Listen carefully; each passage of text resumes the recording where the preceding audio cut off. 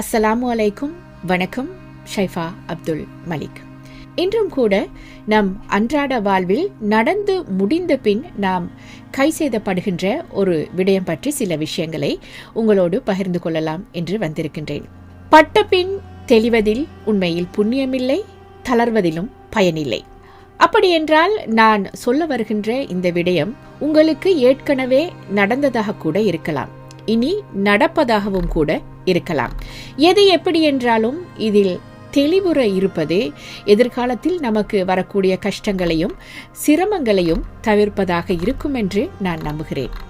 அதாவது நமக்கு கொடுக்கப்படும் ஒரு பொறுப்பு என்பது மிகவுமே ஆத்மார்த்தமானது.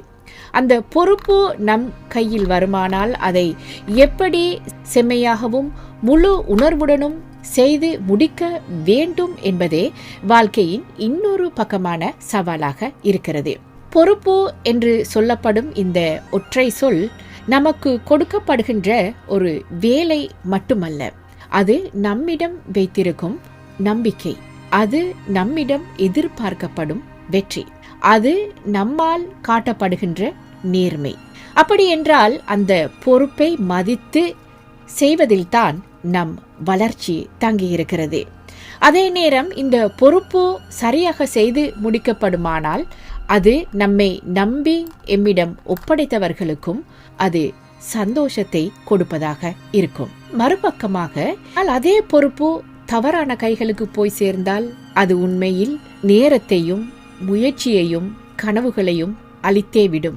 இதில் சந்தேகமே இல்லை. அப்படியென்றால் இந்த பொறுப்பு என்ற விடயம் பற்றியதான ஒரு குட்டி கதையை உங்களோடு இந்த நேரத்தில் பகிர்ந்து கொள்வது சரி என்று நினைக்கிறேன்.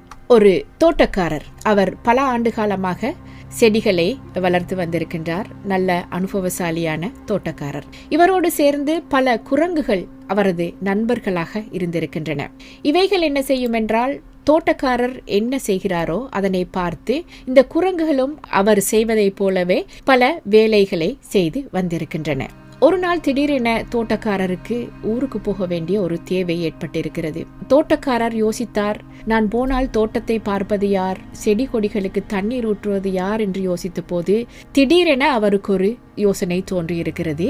ஏன் நம் தோட்டத்தில் குரங்குகள் இருக்கின்றன, என்னை பார்த்தே பல வேலைகள் செய்திருக்கின்றன, எனவே இந்த குரங்குகளிடம் தண்ணீர் ஊற்றும் பொறுப்பை கொடுத்தால் என்ன என்று யோசித்து குரங்குகளிடமும் அவர் இதனை கேட்டிருக்கின்றார். குரங்குகளோ அதனை செய்வதற்கு மிக மகிழ்ச்சியாய் ஒப்புக்கொண்டிருக்கின்றன. ஆனாலும் இடையில் குரங்குகளுக்கு ஒரு சந்தேகம். ஏனென்றால் செடிகளுக்கு எப்படி தண்ணீர் ஊற்றுவது, எந்த அளவில் தண்ணீர் ஊற்றுவது என்ற சந்தேகம் அந்த குரங்குகளுக்கு எழவே தோட்டக்காரரிடம் அந்த சந்தேகத்தை தெரிவித்த போது தோட்டக்காரர் சொன்ன பதில் என்னவென்றால், வேறு பெரியதாக இருந்தால் அதுக்கு அதிகம் தண்ணீர் ஊற்றுங்கள், வேறு சின்னதாக இருந்தால் அதுக்கு குறைவாக தண்ணீர் ஊற்றுங்கள் என்று சொல்லிவிட்டு அவர் ஊருக்கு கிளம்பிவிட்டார். சில நாட்களின் பின் அவர் ஊருக்கு சென்று திரும்பி வந்து தனது தோட்டத்தை பார்த்தபோது அவருக்கு அதிர்ச்சி தாங்க முடியவில்லை. என்னென்றால், பல காலமாக வளர்த்து வந்த அந்த செடிகள் காய்ந்து மடிந்து சோர்ந்து விழுந்திருக்கின்றன.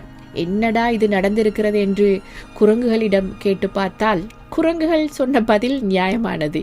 நீங்கள் சொன்னபடிதான் நாங்கள் வேலை பார்த்தோம், வேறு சிறியதா பெரியதா என்று பார்ப்பதற்காக செடிகளை பிடுங்கி பார்த்தோம் என்று குரங்குகளின் பதில் இருந்தது.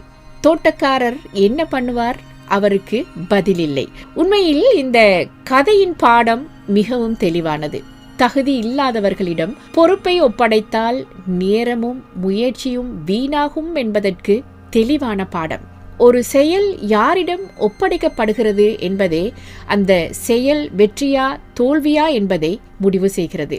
தவறான கையில் செல்கின்ற பொறுப்புகள் உண்மையில் நம்பிக்கையை சிதைத்துவிடும். சரியான கையில் சென்ற பொறுப்புகள் வெற்றியையும் நிம்மதியையும் தரும். அதனால் பொறுப்பு என்னும் விடயத்தை நாம் சிந்திக்காமல் தகுதி இல்லாதவர்களிடம் ஒப்படைக்க போனால் உண்மையில் நம் நிம்மதியும் இழந்துவிடும், கனவுகளும் அழிந்துவிடும். இந்த பொறுப்பை ஒப்படைக்கும் போது திறமை, அனுபவம், நம்பகத்தன்மை, ஆர்வம் மற்றும் அர்ப்பணிப்பு, பொறுப்புணர்ச்சி உள்ளவர்களிடம் மட்டும்தான் பொறுப்பு ஒப்படைக்கப்பட வேண்டும்.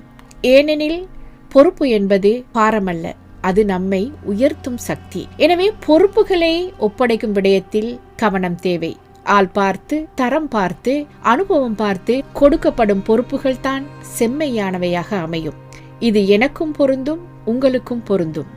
குரங்கின் கையில் பூமாலை என்று சொல்வார்கள் இல்லையா? உண்மையில் அந்த உருவக கதை பொறுப்பு யார் கையில் கொடுக்கப்பட வேண்டும் என்பதற்கு ஒரு சிறப்பான உதாரணமாக இருந்தது. எனவே பொறுப்பு கொடுக்கும் விடயத்தில் நாம் நிதானமாக செயல்படுவோமாக.